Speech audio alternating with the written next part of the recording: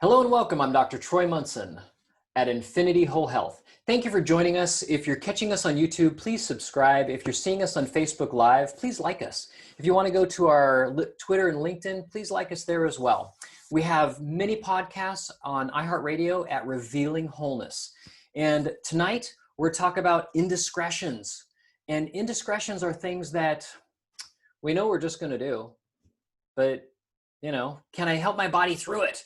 And yes, so tonight is about indiscretions, how to have life's cakes and eat them too.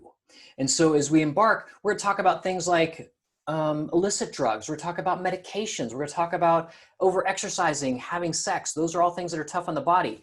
Even lack of sleep or sleep deprivation and stress. Those are all things that are hard on the body that we're going to get to topic by topic. And so the first part of Indiscretions is about alcohol. And so alcohol itself, we look at alcohol and we think, wow, I could have a beer, I could have some whiskey, I could have some vodka, I could have, a wine cooler, I could have wine. All those alcohols are not necessarily created equal. When we look at bread, like a lot of my clients realize, man, when I eat bread, when I eat pasta, I'm sensitive to that stuff and I'm really fatigued. I don't feel good and I have a lot more joint pain. And so some of you out there that have already noticed that and have gone keto or low grain or done some eating styles that have literally removed that stuff from your lifestyle, you're going to want to choose alcohol that maybe is kind of the same way. We look at beer. Beer comes from barley and hops, and so it's a grain alcohol. And so you're going to find that you're going to be more sluggish with beer. Whiskey is another grain alcohol. Again, find yourself being more sluggish and affected by that, and maybe even the gut too, if you're a little bit more sensitive to gluten.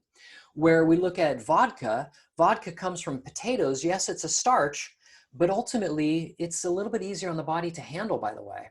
And wine is just sugar. So we look at a grape. A grape is just glucose or sugar, where a lot of other fruits are fructose. Fructose tends to have a free rein to go right into the cells of our body and will spike blood sugar quite fast. Now, glucose in and of itself is fast, but it's slower than fructose. It's not as damaging and harmful. And so if we were going to choose one of the better alcohols, we would say, hey, wine is your better bet. And I would go with an organic wine. Why even put more toxins into your body that you really don't need to if you can do it? And so with that said, let's get into the 5 things that you can do that will help your body process and handle and not be so bludgeoned by a night of drinking. So first, hydration. How many of you have ever eaten a really sugary meal and realized, man, I'm so thirsty? I remember I used to do that eating ice cream and I'd be so thirsty afterwards. And now that my body is much more balanced and blood sugar is more stable, I notice that I'm not as thirsty. But I watch people that will eat things or drink things that are very, very sugary, and man, they're just pounding even more water. They're so thirsty. And I find that very interesting. Well, if we're going to help process alcohol, we need to dilute it a little bit. So being very hydrated before you begin the night out, so to speak, excellent idea to drink extra water. I'm going to talk about water in just a bit here as well, but let's move on. I want to make mention that the reason that we would drink extra water when we eat sugary things is, once again, to dilute that sugar from getting into our cells and trying to help. So that should give you a clue. Even if you're going to go eat something sugary, might be nice to hydrate. Now next, ask anybody, what organ is damaged when we drink a lot? Now, I know some of you out there thinking brain. That's true too, but most of us are going to realize it's the liver. And so our liver, we want to protect it in any way, shape, or form that we can. So some of you have heard my podcast and realized, hey, what do we do if we have an organ that's under stress? Well, we technically eat that organ. And so if you were to eat liver before you went out on a night of drinking, that would be a wise thing. I don't want to do that personally. Some of you may like liver. Great, go for it. I'd rather get it in a pill. And so for me, I'm just going to take a couple Livaplex before and after, and maybe even right at bedtime. And I'm going to drink a bunch of extra water with it. I'm just going to try to help. There are some herbs that are very helpful to helping the liver process. Silymarin being one of them. Blue plurium is good. St. John's wort, all those are excellent. Some are a little bit more clearing than others. Some are just more liver protective to try and help the onslaught of the alcohol. All are fair game. So a wise thing to do. If you have questions, concerns about where would I get a good quality herb, which is always of the most important value because a lot of herbs out there aren't very good, please message me. We'll talk about it. Now, third, how can we metabolize the alcohol faster? That's the name of the game. Some people, they can just drink and they don't ever feel it, or at least it takes a lot for them to feel it. Others we call lightweights. They have one sip and they're already buzzed. It's the ability to process the alcohol and to break it down and metabolize it. Well, there's an herb that can be really, really helpful doing that. And I love it in a liquid extract because now I can put it in my water that I'm hydrating with, like we talked about at the beginning, and that is licorice. So licorice root is excellent for doing that. People are like, I don't like black licorice. Licorice doesn't taste like black licorice until you add molasses to it. And so licorice tastes more to me like anise seed. And anise seed is, well, it's kind of licorice flavored. But if you're ever wondering, go have some licorice tea somewhere. It's fantastic. It's very naturally sweet. I love it. And so licorice is high in potassium, which is part of what's helping us process it. We're going to talk a little bit more about potassium in just a moment. So a good herbal extract of licorice root. Next is to help balance blood sugar. We talked about hydration, but we can also do trace minerals and calcium. And so trace minerals and calcium both are found in, it shouldn't come to a major surprise to us, but if we go find sugar in nature, we go right to sugarcane. It's the easiest thing to go to. So we would look at sugarcane and we get glucose out of it, and we get this black tarry substance that we call molasses that I mentioned just a little bit ago.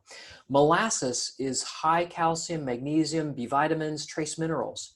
That helps our body process all that sugar that was in the sugarcane. But what do? We just eat the white granulated sugar and everything. And so we deplete ourselves of all of these minerals that should be going in. So when we're drinking alcohol, it's a wise move to get something like that in your body. Now, I don't like molasses. I know some people that just love it. I'm like, wow, lucky you. But I don't. And so I do a trace minerals product that has kelp and alfalfa in it that has a lot of natural B vitamins, a lot of natural C, a lot of natural E, plus that whole range of minerals. And so I would choose to do it that way. It seems easier to me. So last and certainly not least is raw honey. Raw honey is a fantastic source of potassium, but also of trace minerals. It's an excellent thing to do to try to help balance. Even though it has sugar in it, those are low glycemic sugars that are in it.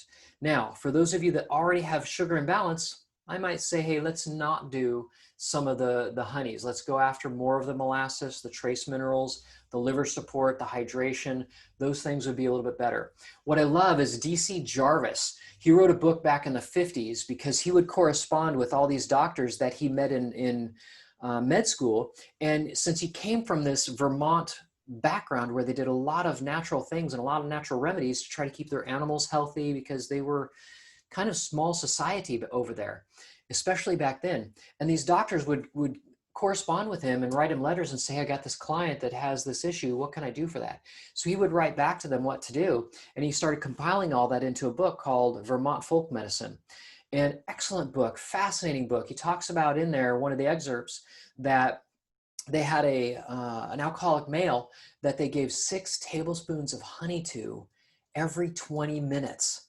And then they had a little bit of whiskey, they said, or vodka sitting on the nightstand that they gave him. And they did that for like 6 hours. And then it was finished when he woke up. So he must have got up some point in time and drank it. But they started again right in the morning drinking or giving him honey.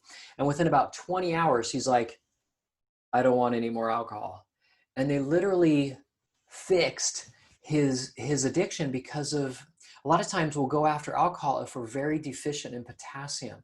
So as we start getting more potassium, that really works on the adrenals and now starts calming the whole system down. And when my adrenals become stronger, I have less and less addictive tendencies. So fascinating little thing there to consider.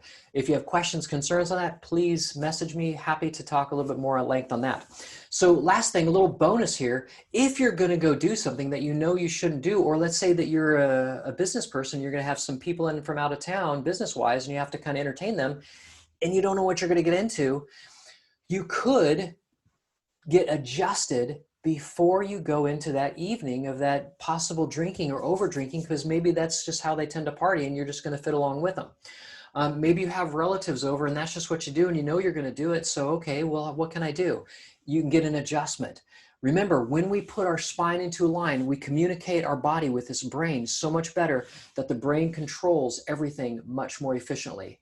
Why wouldn't we want to get adjusted? And those of you who have been to chiropractors for long term have probably noticed, wow, I do sleep better when I get regularly adjusted. I do have more energy when I get regularly adjusted. My digestion's better. I think more clearly. All these little benefits from chiropractic, because why wouldn't the whole body work and perform better when the brain can correctly communicate with it? So definitely get adjusted. Next, after that night and you've woken up the next morning and you're hydrating, it might be wise to do a sauna or a hot bath with Epsom salt. So like a mineral salt bath would be phenomenal to do to try to sweat out some of that toxicity. You could go exercise, but make sure you're very, very well hydrated. Now, one of the things that you can also do to kind of help detox is like the herbal supplements that we talked about. We can do herbs that the next morning now begin to help even more. Let's say you've cooked enough liver the night before because you enjoy it, and you're going to do that the next morning. Maybe you wake up and do a tablespoon of honey first thing in the morning. All of that is fair game, and I very much recommend it. So there's alcohol for you. Next time, we're going to talk about recreational drugs. And so we're going to say, okay, what do we do in that kind of scenario to help my body perform when I'm doing those things? So until next time, I'm Dr. Troy Munson at Infinity Whole Health, and I look forward to seeing you then. Thank you.